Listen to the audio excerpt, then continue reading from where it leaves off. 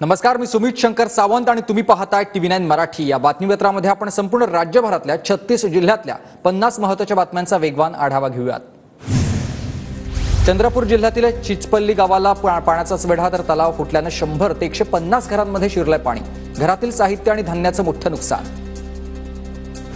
संततधार पावसामुळे चंद्रपूरच्या ब्रह्मपुरीमधील माल डोंगरीमध्ये तलाव फुटलं। धानोली पोहा गावातील 25 ते 30 घरांमध्ये पाणी शिरलंय।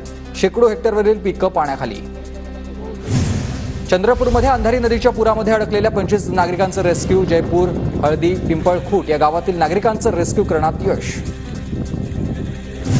चंद्रपूरमध्ये पिंपळखूट गावालगतच्या रिसॉर्टमध्ये अडकलेल्या 2 पर्यटक आणि 8 कर्मचाऱ्यांचं रेस्क्यू। पोलीस बचाव पथकाकडून रिसॉर्टमध्ये अडकलेल्यांचं रेस्क्यू।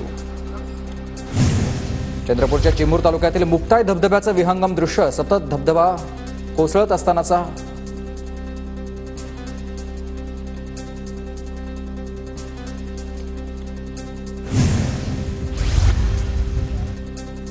मुसळधार पावसामुळे चंद्रपूर ते गडचांदूर या मार्गावरील वाहतूक ठप्प। वर्धा नदीवरील भोयेगाव पूल पाण्याखाली।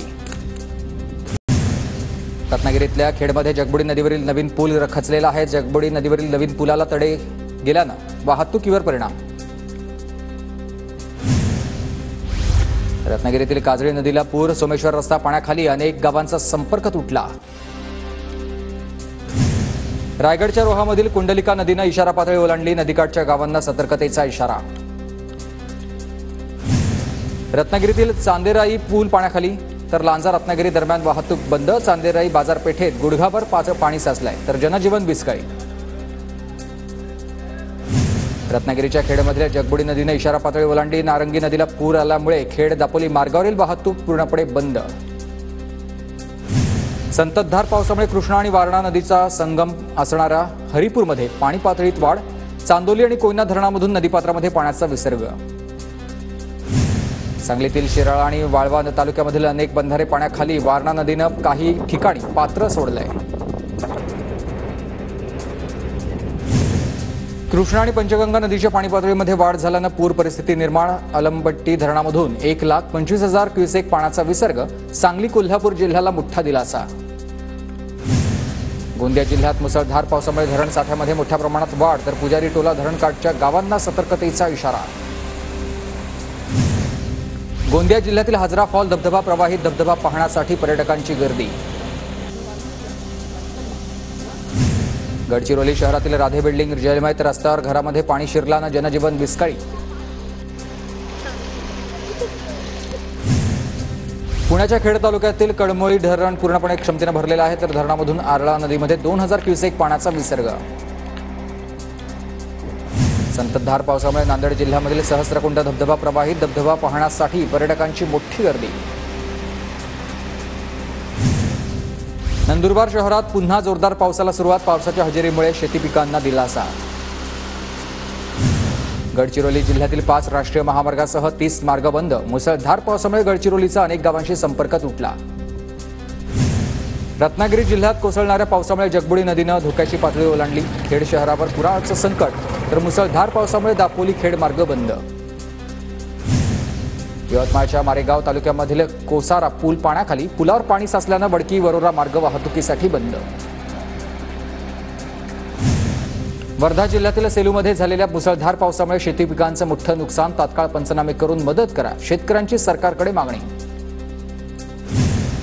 यवतमाळ जिल्ह्यात समाधानकारक पाऊस झाल्यानं शेतकरी आनंदात आहेत। पावसाच्या हजेरीनं अनेक भागात पिकांना संजीवनी।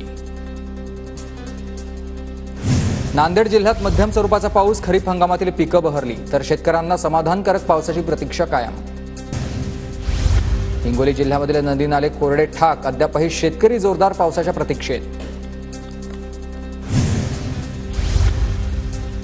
नंदुरबारमध्ये जल जीवन मिशन योजनेमधील 92 ठेकेदारांना काळ्या यादीत टाकलंय। भ्रष्टाचाराच्या आरोपासह निकृष्ट दर्जाचं काम करणाऱ्या ठेकेदारांवर कारवाई। सर्वपक्षीय आंदोलनानंतर ही कारवाई। गुरुपौर्णिमेनिमित्त तुळजाभवानी मंदिरात भाविकांची मोठ्या संख्येनं हजेरी। मंदिर संस्थानच्या वतीनं महंतांचा सत्कार।